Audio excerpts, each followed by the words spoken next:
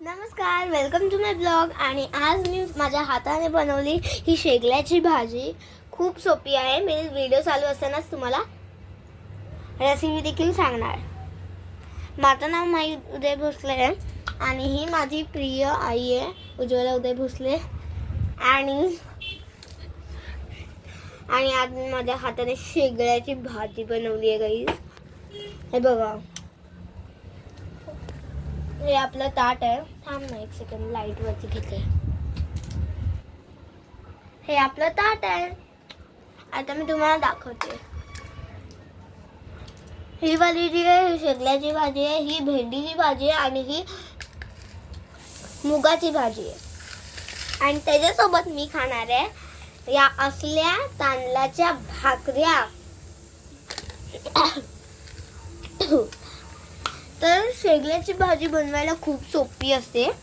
काय करायचं आहे, कांदा घ्यायचा आहे, त्याला तेलामध्ये चांगलं परतून घ्यायचं जोपर्यंत तो रेड आणि ब्राऊन कलरमध्ये एकदम डीप म्हणजे खूप जास्तच ह्याला ते करायचं. एक सेकंड. ते केलं तर त्याच्यानंतर आपल्याला ते उघडायचं आहे आणि कचकच मिरच्या कापून त्याच्यामध्ये टाकायच्या आहेत. त्याच्यानंतर आपली जी शेगल्याची भाजी असेल तर तुम्ही धुतात वगैरे ना, 5 मिनिटं शिजवायची, 10 मिनिटं गॅस. तिला आधी आपल्याला शिजवायची पण आहे. ते करताना तुम्ही त्याच्या बाजूला तिला शिजवा पण. मध्ये पाणी काढून तिला मग बारीक चिरा. ते पाणी काढून तिला बारीक चिरा.